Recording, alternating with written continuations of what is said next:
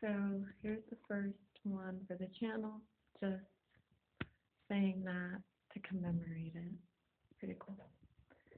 So I'm hoping to get the attention of a certain music group. And so I will say a certain word before I open this dictionary. And I've done a whole bunch of these videos. I've done some in a more relaxing style. I've done some in a more peppy style. But in general, it is a cult. And people don't really, I know religious people don't really like to acknowledge the occult.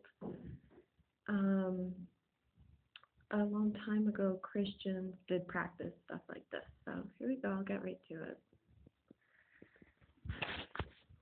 It's dictionary consultation. And this one is called the accidental dictionary. So it's not a traditional dictionary. So I was kind of a little excited about that. It's a non-traditional dictionary. So here we go. Cherry, Cherry, cherry. God. Oh, it says to flirt a fan. Oh my goodness. Okay, so I'll read the sentence, and then it's under flirt. So it's page 82, flirt. Oh, and then there's a song here. It says, the song provides us with the earliest written evidence of the expression to flirt a fan, which once meant simply to flutter or quickly open and close a handheld fan. It says, to all you ladies now at land. Okay, so I'll let him shine through to not only me as a fan, but all his fans. He is, flirty in his music. So it says, but now our fears tempestuous grow, and cast our hopes away. We'll see you regardless of our woe. Sit careless out of play, perhaps to permit some happier man to kiss your hand or flirt your fan with a fa la la la. So that's under flirt. Originally, it meant to sneer. To sneer. Okay. I'm going for 3. Okay, so I'll keep this video under 6 minutes. Oh, okay. This one says hussy.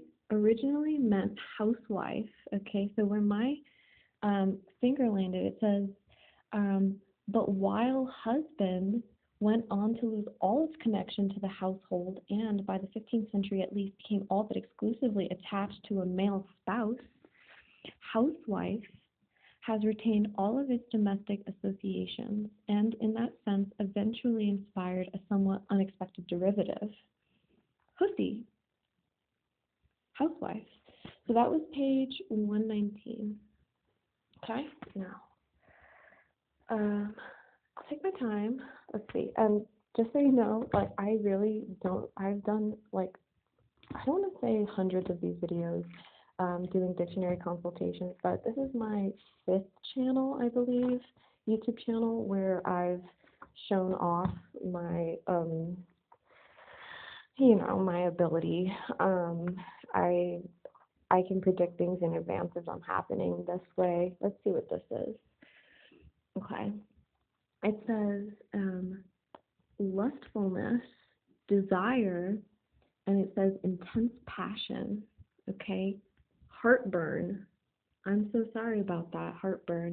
It says, well, back in the mid-1200s, when this poem was written, heartburn did not mean what it means today, but instead meant something like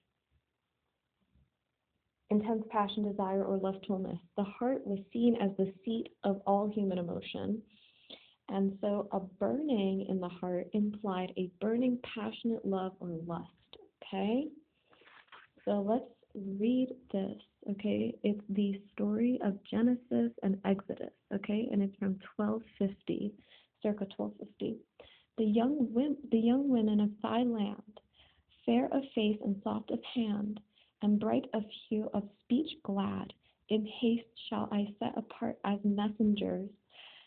Do thou send out against these men those who can brew heartburn with pleasure, and beauty and body and deceit amorously with small speech to turn them from God's awe. So heartburn was originally lust. Okay, so yeah, that's the last one. And yeah, this is called the Accidental Dictionary, written by Paul Anthony Jones. Okay. But, yeah. Hopefully, other people might know who the music artist I'm thinking about is that I was trying to conjure and did conjure. Um, but that last poem was really perfect as far as it said. I can repeat it once more. I don't remember but there was like a certain line, and I have a little bit of time left. It's not too long of a video, but it was under heartburn. But here, I'll see where the poem is. It said messengers. It said women who are messengers. So I think some people might want me to repeat it again, so I will. So, jargon. It was under heartburn, wasn't it? Yes, here we go. It says, in haste shall I set apart as messengers. Okay. So it says of and bright of hue. So me personally, I am a tetrachromat, and hue means color. Okay. Of speech glad, and it says, in haste shall I set apart as messengers. So, bye.